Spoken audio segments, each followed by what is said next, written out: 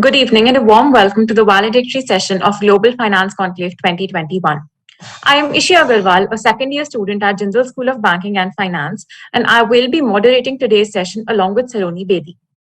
This year, the annual flagship conference of the Jindal School of Banking and Finance was conceptualized on the theme India's Growth Story 1991, 2021, and beyond, marking the 30th anniversary of landmark liberalization drive that this country took in 1991. The objective was not just to look back at our journey and the experiences gained in the last 30 years, but also to draw lessons and insights from history for the important challenges that lie in the future. Over the 3 days and several exciting and enlightening sessions, we have been able to do just that. Starting from the opening address delivered by Chief Economic Advisor to the Government of India, Dr. K.V. Subramaniam, our sessions have looked at various different aspects of the economy, explored the potential of new methods, and reflected on the needs of the future generations. We have drawn insights from the best minds from all over the world, coming from academia, industry, and the policymakers. All this was capped off today with a series of entertaining and engaging student competitions. This brings us to the final valedictory session of the conclave, which aims to finish this grand event on the fitting note. The feature of this session will be the valedictory address delivered by our honored guest, Professor Shyam Sunder. This will be followed by the declaration of winners and prize recipients for today's competitions by our Dean, Professor Ashish Bharadwaj. And then we will have some reflections on the future JFCs and concluding remarks. Without further ado, let me take the pleasure of introducing Professor Shyam Sunder. Dr. Shyam Sunder is the James L. Frank Professor of Accounting, Economics, and Finance at the Yale School of Management and Professor in the Department of Economics.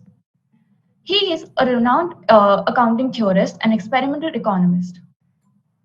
His research contributions include financial reporting, information in security markets, statistical theory of valuation, and design of electronic markets. He is a pioneer in the fields of experimental finance and experimental macroeconomics. Dr. Sunder has won many awards for his research that include 10 books and more than 220 articles in the leading journals of accounting, economics, and finance, as well as in popular media. Dr. Sunder's current research includes the problem of structuring US and international accounting and auditing institutions to obtain a judicious and efficient balance between regulatory oversight and market competition. He is a past president of the American Accounting Association, former director of the Milstein Center for Corporate Governance and Performance at Yale, distinguished fellow of the Center of Study of Science and Technology Policy in Bengaluru, and research fellow of Research Institute of Economics and Business Administration at Kobe University. He is also a member of International Advisory Board of Jindal School of Banking and Finance.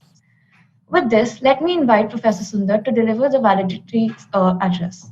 I'm delighted to have this opportunity to be back at Jindal Global University. And thank you, Professor Ashish, for this invitation. And it's always a pleasure to engage with faculty and students of this distinguished university. So today I'm going to talk about finance, economic growth, and environment. And could you confirm if I'm able to change the slide? Yes. Okay. For an overview of what we'll talk about in this 25 minutes or so,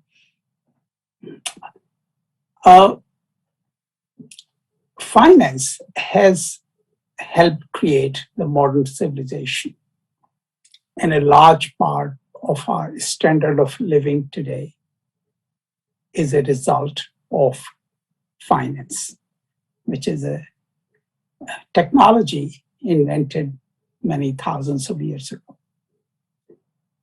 Now, finance, unless carefully managed, also presents serious risks to our civilization that it has helped develop. The essential element of finance is money. And money, as you know, is a pure artifact of our imagination. It's artifactual, imaginary, and yet it is a lifeblood of modern economy. So the computer technologies today have made it possible to represent money in its pure symbolic form. Money never needed any substance to it. It always was symbolic.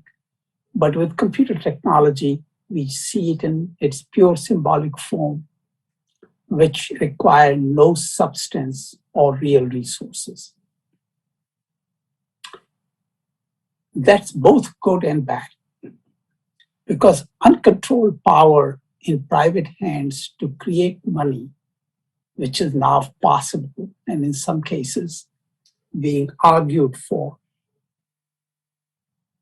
can be quite dangerous. The extraordinary power of pure symbolic money has to be carefully managed without taking serious risks for our society, because it could easily destroy both the environment and the society itself if we are not careful. So I'm going to argue at the end of these remarks that we need to think carefully and systematically about the link among finance, economic growth, and environment. So that's going to be the outline of what I'm going to discuss today. Let's just start with the essence of finance. As you know, finance is a uniquely human activity because it involves exchange between two or more parties.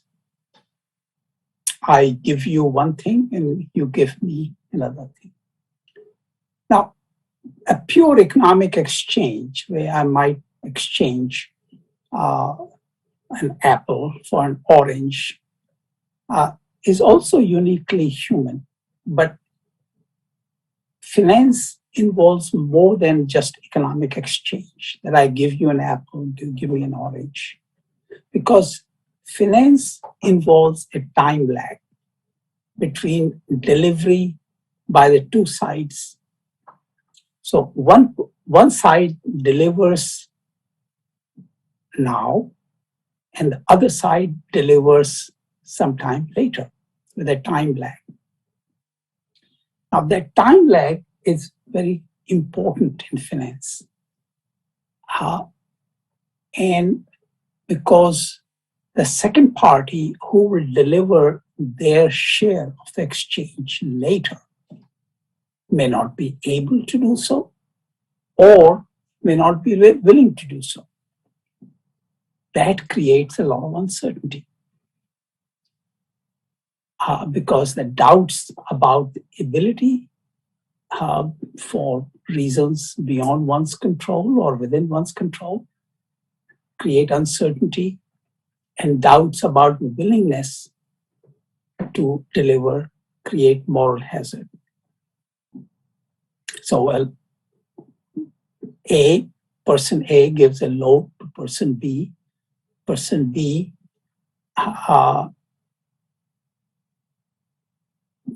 when the time comes for the loan to be returned or the interest to be paid, B may not be able to do so. Or B might be able to do so, but may be unwilling to do so, which is not unusual, as you know, with the non-performing assets of our banks. It's quite common.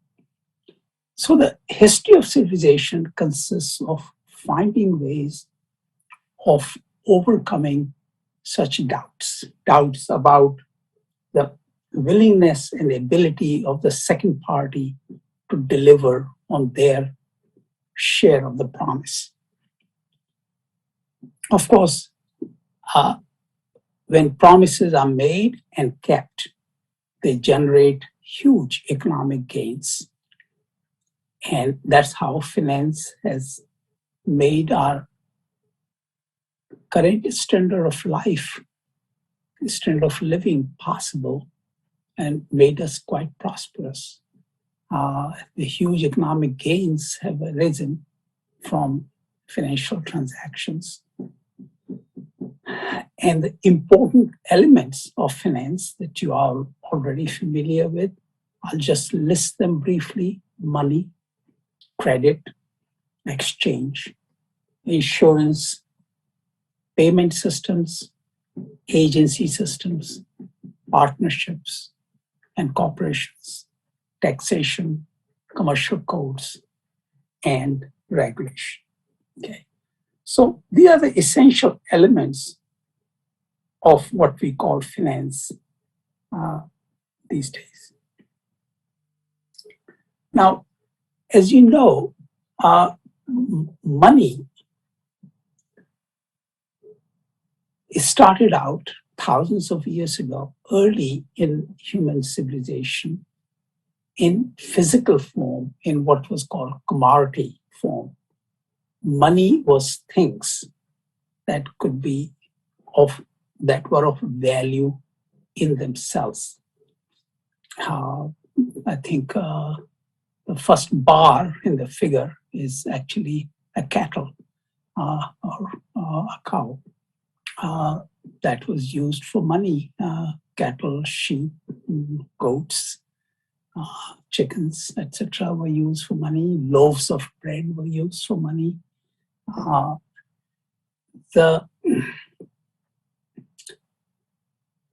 Over the years, commodities, the money shifted from commodities to precious metals because it was easier, less voluminous to carry precious metals around. From precious metals, money changed form into coins, which were not necessarily precious metals. Initially, coins were precious metals, but later, like coins today, are not precious metals at all. And the value of the metal in the coin is much less than the nominal value of those coins, which was then replaced by paper currency more than 1,000 years ago. And subsequently, even paper currency was replaced by account books. First, there were physical account books, and today, with computer and communications technology, now we have electronic records. And as I mentioned earlier, the electronic technologies have reduced money to its very essence, because in its essence, money is like any other symbol. Money is just symbolic, just like language. Language has symbols. We call them words or sentences or phrases. And its value is determined entirely as a social norm or an expectation in the society. So the money is purely a symbol which people come to accept as having value, because some other people will accept it as if it has value. So it's purely symbolic. As I said, money has been critical to development of our civilization. Today, relatively few exchanges will be possible without money, because that will require coincidence of mutual wants, and convenience, storage, broad acceptability make money extremely convenient. So trade and commerce grew in the history of civilization as money became more convenient. And advantages from exchanges are sufficiently large to overcome the risk of loss from non-performance by the second party whoever has to perform later. So there's always going to be some risk that second party may not perform. But if the exchange advantage to both parties is sufficiently large, people are willing to take that risk. And the usefulness of money comes from its fictional character. And the fact that money is fictional means that unlimited quantities of money can be created in very little time. It is both helpful, but also very dangerous, very risky. Because if you don't handle it with care, money can destroy our civilization like a house of cards. And as you know, US came close to that in the year 2008 in the financial crisis. So the broken promises tend to destroy the trust in the system, and maintenance of trust is essential to have everyone continue to believe in the fiction of money. Because without that belief, without that trust, money, the value of money disappears. And as value of money disappears, so does the society and our civilization. Today, we worry a lot about what would be a better, safer system for money. I'm going to list some radical proposals for this. We may not have time to discuss them in great detail, but if there are any questions, I'll be glad to answer them when we have time at the end of the session. First, the central bank should have the monopoly on creation of money. Why do I say that? Because right now we have a system in which central banks do not have the monopoly on creation of money, and they should. Second, central banks should create direct electronic money accounts for all individuals and business organizations. So I should be able to have an account directly at the central bank, which will be essentially risk-free, and should be able to deposit money in it and write checks on it, pay from it. And central bank will be the lender of money to commercial banks. What will the commercial banks do? Commercial banks will be very thin. They will have very important but minimal operations. One, they borrow money from the central bank. Two, they will operate as 100% reserve with 100% reserves. That means they can lend only that money that they have borrowed from the central bank. They will evaluate loan applications and make term loans to business organizations or individuals who satisfy their creditworthiness conditions to finance the economic activity in society. And these thin banks will not engage in brokerage, trading, or investment banking functions. There's a lot of discussion these days about cryptocurrency. And of course, a lot of my friends from banking will probably be surprised that I'm arguing for thin banking, 100% reserve banking, with no right for the banks to create money as they do at the present time. So all money issued by central banks will be in the form of electronic accounts, which will essentially be, all money will become cryptocurrency. The official money, rupee in India, or dollar in the United States, or pound sterling in UK, will become electronic money, cryptocurrency. But no privately issued cryptocurrencies will be available. Why not? You might ask. Well, they add no value to society. Trading in crypto is a zero-sum game with no information or flow benefits. Real resources are used, electric power, for example, to generate bitcoins and some other kinds of cryptocurrency. In fact, huge amounts of power is used to generate bitcoins. It adds huge risks to the financial system, and the only beneficiaries are trading houses, who are the commission agents and gamblers who happen to win. But of course, trading in cryptocurrency is a zero-sum game with, at most, zero-sum game and with no net winners. Finally, I want to talk a little bit about environment. Economic growth that we just talked about is a euphemism.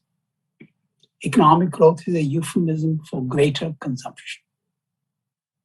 Consumption per capita and consumption in aggregate for society or the country as a whole. There is broad international consensus in virtually all countries in favor of economic growth. That means we want more consumption and more reproduction, more people. Because consumption and reproduction is built into our moral codes, religious codes in just about every society. We all pray and try for higher consumption and offspring. But a large part of consumption depletes non-renewable resources. And as we know from all the talk about COP26 in Glasgow and condition of air in Delhi these days, these are air and water and a large number of other things we depend on are non-renewable and they're limited. So the arithmetic of consumption, C, and population, N, and time for which we can continue to consume more and more has severe constraints. The miraculous technologies that many of us hope, which will allow us to escape the iron grip of the consumption, population, and time constraint, has not yet appeared. I'm not saying that they will never appear. It is entirely possible that some miracle might happen and God might give us unlimited non-renewable resources, which is great. But that hasn't happened yet, and it may not happen. What do we do if it doesn't happen? Because hope is not a strategy. So I see a fundamental conflict between economic growth, which is another word for consumption, and environment. Because we have used finance through past thousands of years to promote economic growth. Economic growth has helped us increase consumption. Consumption depletes non-renewable resources and degrades the environment. So the question for us, difficult question for us, is how do we plan for the future? What are we going to do? Are we just going to continue finance economic growth as we have in the past and live in a worsening environment? Are human species an exception? Are we intelligent enough to find a solution and avoid letting the nature take its course? Or are we going to be like any other species who just disappear because they can't find a solution to the constraints that they face? So I think there's a connection between finance, economic growth, and environment. And I would end here with these remarks with the hope that you will probably have some questions and discussion if the time remains. Thank you so much. I appreciate your time.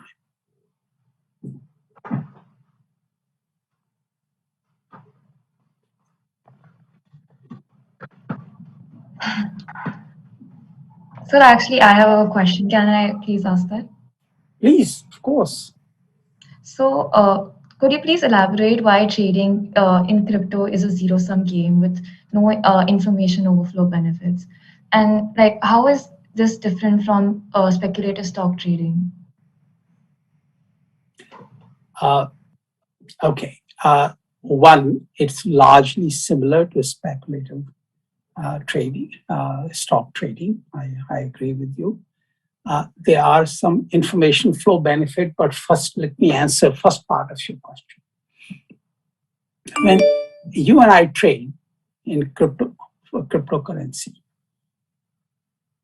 how does the economic resources of the world increase or decrease? What is the effect on the total pie of resources available to the world? My argument is that at most, there's no change. That's a zero-sum game. Okay? But if cryptocurrency like Bitcoin is created by using real economic resources, which is electrical power, then actually the pie is being shrunk in size when cryptocurrency is being created. Okay, when trading takes place, somebody takes a commission in trading. So the total wealth you and I have as traders will decrease slightly if the trading house, the exchange, takes a 1 or 2 or 5% commission. That's what I mean. It's at most a zero-sum game. More likely, the size of the pie decreases with trading. Now, going back to the second part of your question, in case of stock trading, one can make an argument that there's an information overflow from trading of information. For example, if you trade in stock of a company, then if I'm trading on the basis of information, the stock price might, in an efficient market, might reflect all the information brought to the marketplace by various traders. And therefore, it might, under those conditions, result in better allocation of resources. I'm not saying it will always going to happen, but argument can be made for stock trading that there will be some information benefits that may increase the size of the pie.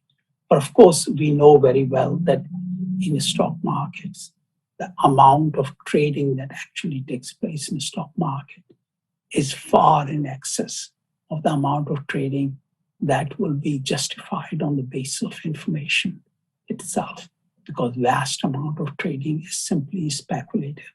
And therefore, it's either a zero-sum game or a negative-sum game too.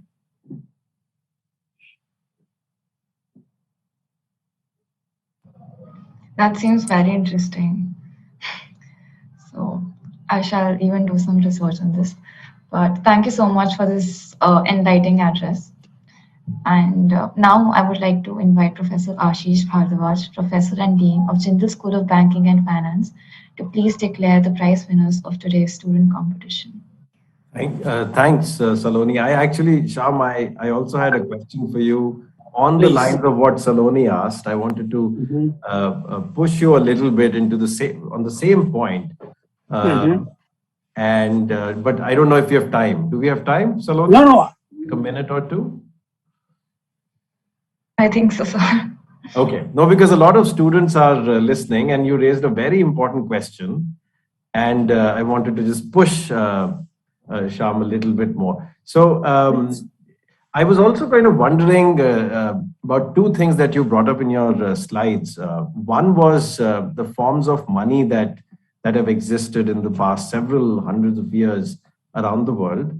And you end that slide by saying, like all symbols, money is a social norm, an expectation of people in a society who want to transact in a certain way. Now, building on that, when I come to the last slide, second last slide, where you have certain views on cryptocurrency, unlike digital central bank digital currencies, I'm looking for more information then. Because when I think of crypto, and this is by no way an endorsement of cryptocurrency, they remain little volatile. So students, please don't think of this as any kind of advice. But it does have a provenance. It does, even though it's digital, it's said to be secure. Its origin, its roots can be traced because of the underlying blockchain technology. But more importantly, its value, just like the previous forms of exchange, be it goats or be it gold or be it students would, those who speak Hindi, and when we say kauri ke daam, kauris are kauri shells, they are seashells. So they also used to be a form of money. So same for crypto, its value is a function of the scarcity, how much of it is mined and available on the platform. And once the supply starts to diminish, the price and the value will kick in. And if that's what the social norm is, as per the expectation of the people who wish to use it, then where is the problem? Do you think that it can still have certain value as a medium of exchange, unlike NFTs, non-fungible tokens, which I am quite confident are quite worthless? But how would you respond to that, Shyam? Very good question. Thank you, Dean Bharadwaj. Let me first say this, that as I said at the outset, money is a matter of faith and trust. Okay? In fact, there's a very old story of South Seas in an island where wealth of a family was represented by these carved pieces of stone, which used to just lie around in the yard of the owner. And the size of the stone and the quality of the carving represented the amount of wealth that a stone represented. Now, it so happened that there was a trade in these stones, and a stone was being carried after being traded from one island to another island. And while it was being carried in the boat sank, and the stone went to the bottom of the ocean. Now, the village panchayat had to sit down and figure out whether the owner of this stone, which was now sitting at the bottom of the ocean instead of sitting in his yard, was he still rich or not rich? And they concluded, after a great deal of discussion, that it really doesn't matter whether the stone is at the bottom of the ocean or it's in the yard, because it's still there. So the fact that it's the bottom of the ocean doesn't really matter. In fact, it can still be traded among two other people, okay? Which shows the essentially symbolic nature of money, okay? Because money is pure symbol and pure social acceptance. Now, what we mean by when something is purely a matter of social acceptance, then it's very critical that to preserve its value, we have a system which is as reliable as we can make it, in terms of not having any incentives to destroy that trust. Because trust, once destroyed, is very difficult to reestablish. The problem is, why have most societies have allowed government or central bank monopolies over money? The reason is that is the best we can do, because all private parties, Ashish, you and I included, will have incentives to try to cheat when we can, okay? And to minimize the chances of cheating. And as you know, in short history of cryptocurrency, they have, in spite of all the assurances given to us about blockchain, there have already been enough instances of cheating and stealing, of hundreds and hundreds of millions and billions of dollars, that to base a system which is so sensitive to malfunctioning is not a good idea. In fact, central banks themselves can create there's no reason today, with today's technology, for rupee or dollar or pound sterling not to be a cryptocurrency in itself. Each one of us could have a direct account at Reserve Bank of India, and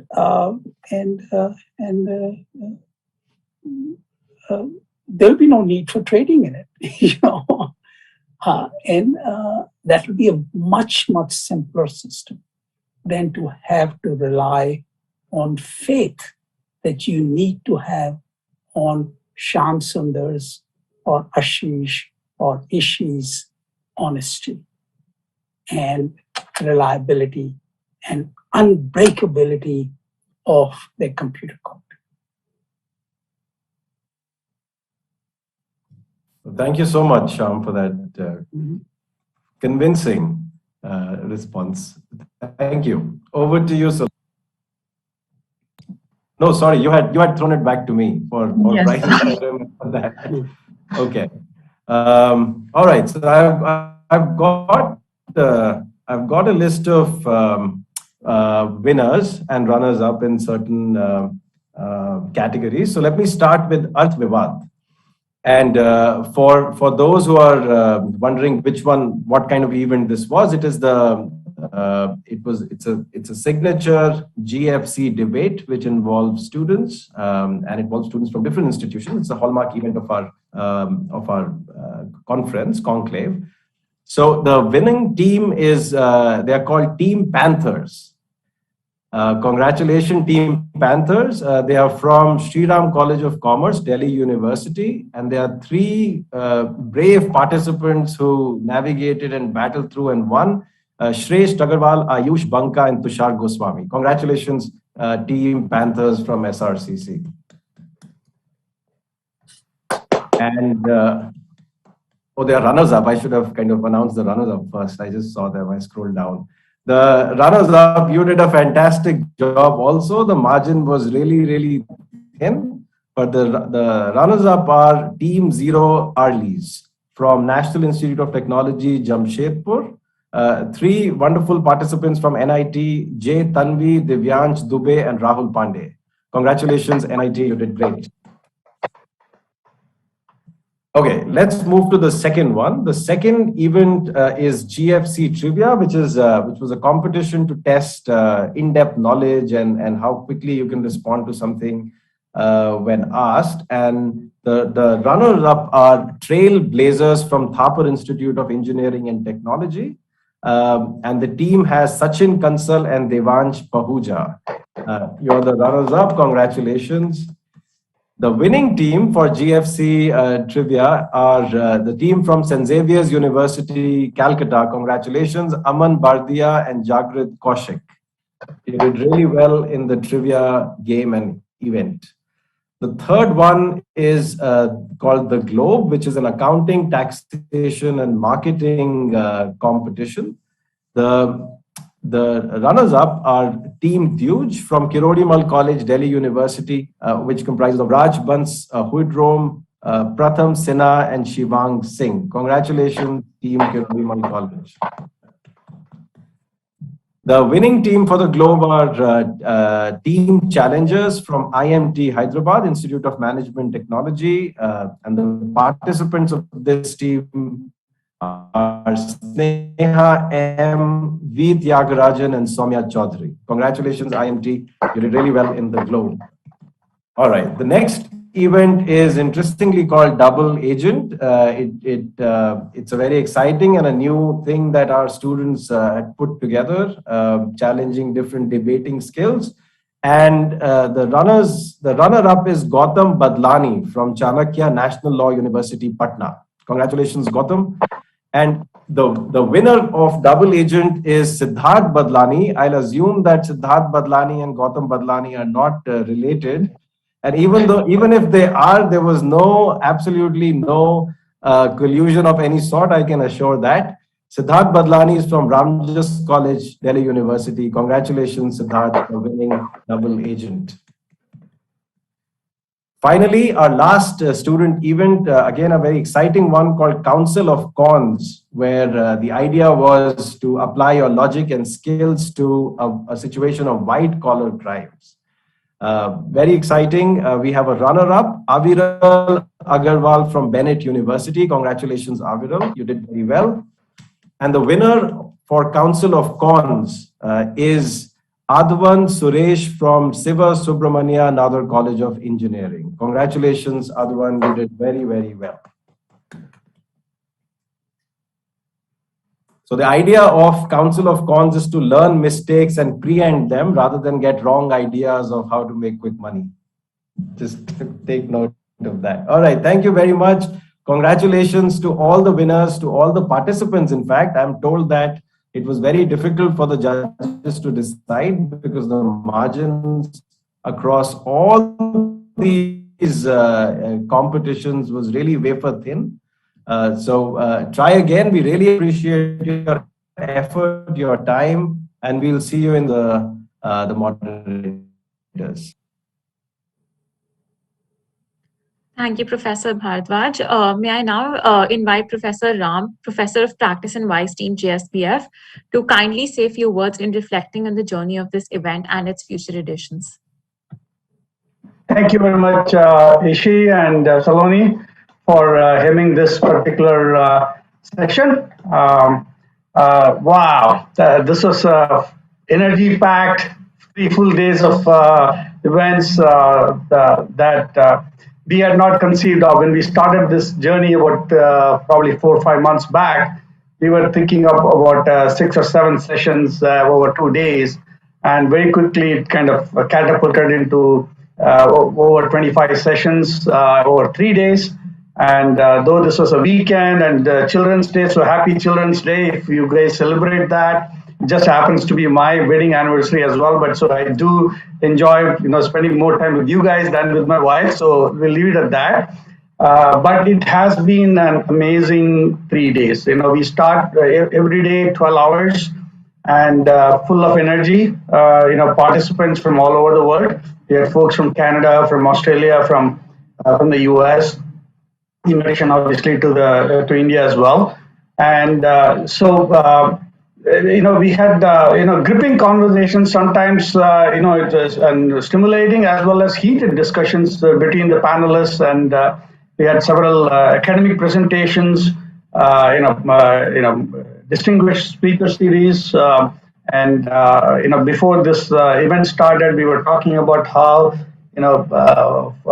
people from different political hues were arguing for and against different economic growth policies and the financial structures that exist and the federalistic structure that exists within India. And so this kind of helped in kind of shaping out the theme of this year's session around how the journey over the last 30 years of economic growth and liberalization has impacted India, and some of them influenced from external forces, but also in terms of looking at the challenges and opportunities going forward. We started this entire global finance conclave 3 years back while discussing the $5 trillion economy that India's vision was. And obviously, there has been some ups and downs. We did not anticipate that last year we will be, doing this global finance conclave in a virtual mode. And so aptly, we had it as the all eyes on India post COVID-19, and how do you craft the greatest turnaround for a sustainable and resilient revival? I think we have achieved to a large extent that. India has had some strong medical breakthroughs and able to establish itself in the global market because of its ability to look at options for supply chain ecosystem, but also in terms of being able to provide vaccinations to a large set of its population. And so those are kudos and feathers on the cap. The fact that India has also made some bold statements in the recently concluded COP26, and in terms of its carbon and fossil fuel policies. Again, this all will, what we say is proof is in the pudding, right? So we have to make sure that those executions and those policies and structures are in place appropriately. I was talking to one of the folks from the industry this morning who have established a very large recycling and circular economy plant in Sonipat, and they are the third largest in Asia in terms of being able to generate electricity from waste. And it's a brand new facility that they have established worth several billions of dollars. And so definitely Haryana and especially Sonipat is now on India's map as it relates to sustainable development and circular economy. So that leads us to the next, what are we talking about in terms of GFC 2022? I want to go on a limb and say that probably we are going to be meeting in person for sure. Again, I tried to make that prediction last year. That did not work out, but clearly we are going to be, all eyes will be on meeting in our beautiful campus in Sonipat, Haryana, and obviously want to make sure that we have some new exciting topics, be it in terms of the central bank digital currencies that Professor Shyam Sunder just alluded to, or it could be in terms of finance and green finance and environment. It could be behavioral finance. Those are the other hot topics that are coming up. Or also could be related to challenges related to unemployment. While the unemployment rates are pretty low in the US for various reasons, they have not seen the same level of projections in India. So that has been a problem over the last several years in terms of how India addresses some of the unemployment and the skill development activities. So there are several new areas that we are, will be conceiving and thinking about, and there could be more eminent scholars coming to the forum, to the conclave, more academic presentations, as well as student events, maybe having provided a more, established focus as well. So we have a lot of ideas, and we probably will start the process sooner than we anticipate. So with that, I want to thank a few people before I hand it over to Professor Mercy Deborah.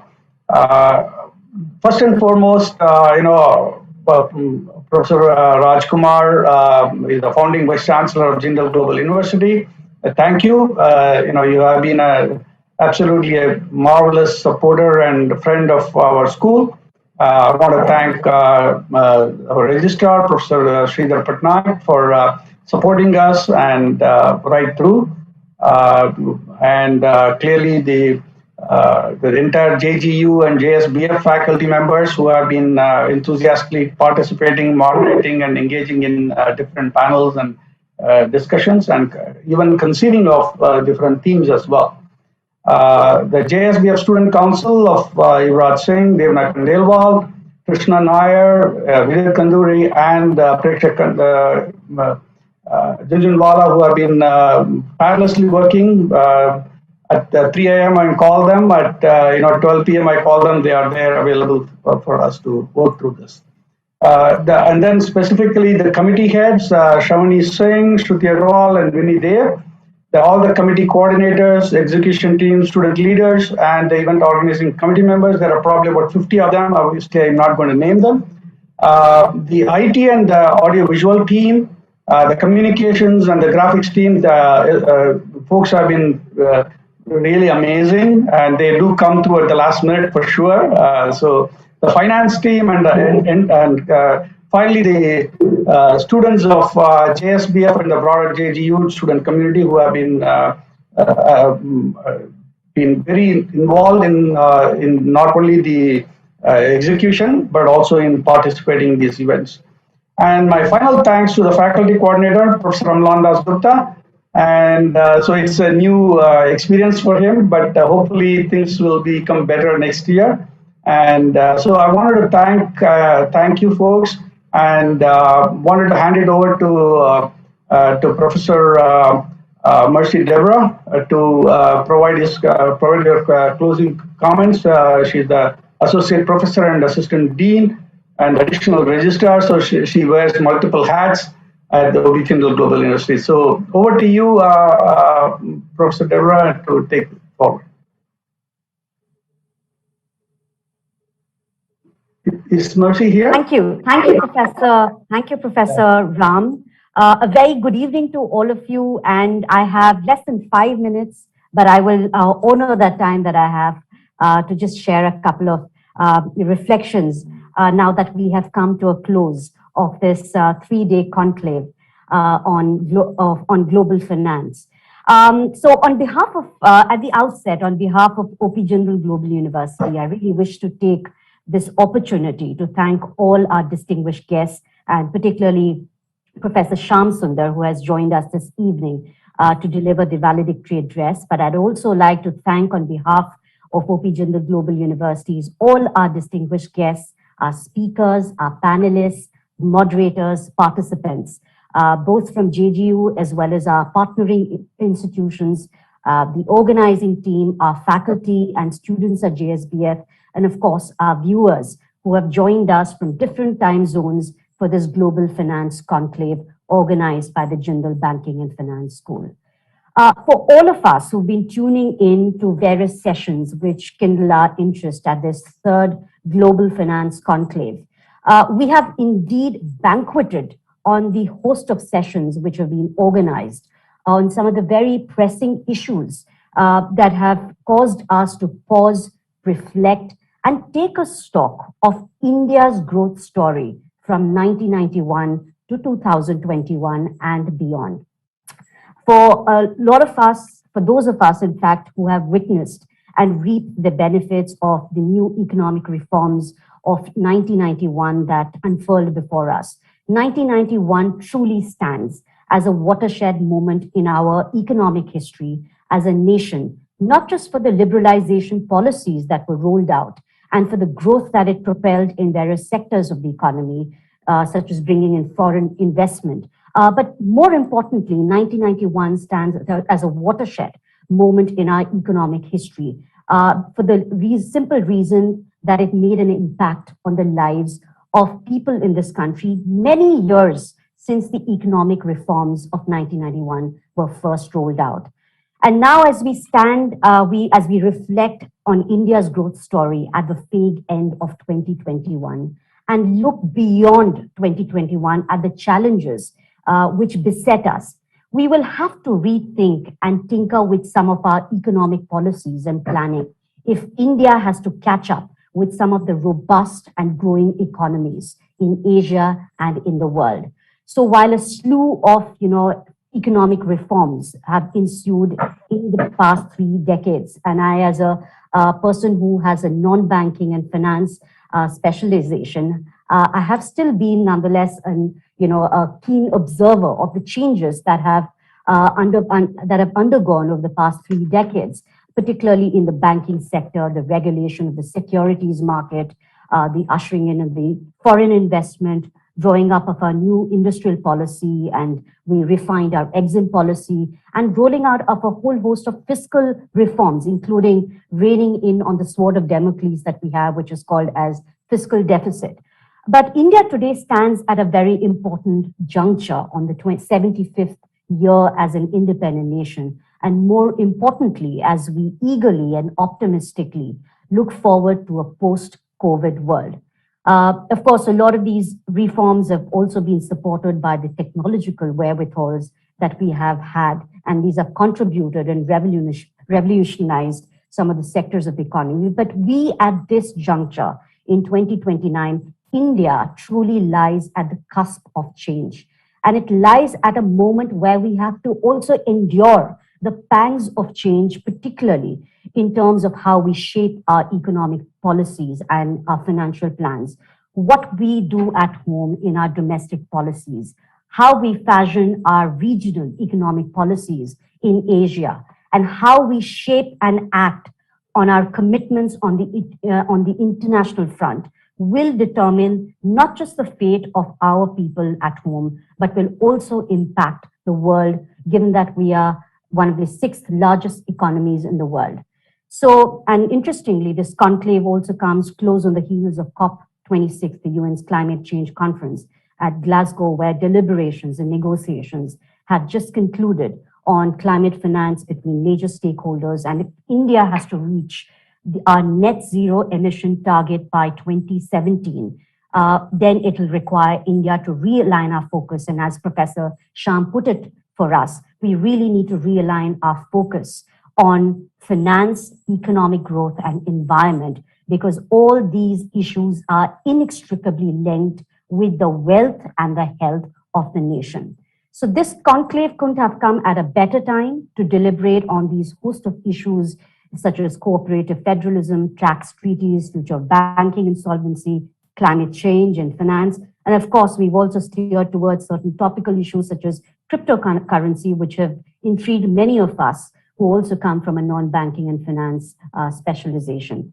So on behalf of OP Jindal Global University and on behalf of the Registrar's Office, I wish to thank each one of you, our distinguished guests, panelists, moderators, and more importantly, Professor Ashish Bharadwaj, the Dean of the Banking and Finance School, Professor Ram, the Vice Dean of the Banking School and also the Chair of this conclave, Professor Amlan Das Gupta, who's also the Faculty Coordinator for this conclave, and most certainly all our faculty members and students at the Jindal School of Banking and Finance for putting this conclave together. So we hope as a university to take these the discussions and the ideas and the deliberations that have ensued at this 3-day conclave. And we look forward to hosting you all again on our campus in the forthcoming editions of this Global Finance Conclave, as also on other important events and platforms. So thank you very much for extending your time, giving your contributions, and more importantly, for participating. And we wish you well and look forward to having a more direct interface in some good season, and hope to see you all at GFC 2022. Thank you and namaste. Thank you, Professor. Before I close, before we end GFC 2021, I would also like to thank Anil sir from the graphics team, Santraj sir and Priyamada ma'am from the GSBF Executive Office for their constant support. And I would really like to thank everyone. And GFC has been great, and it has become very successful with the support of all the professors. Thank you so much, everyone.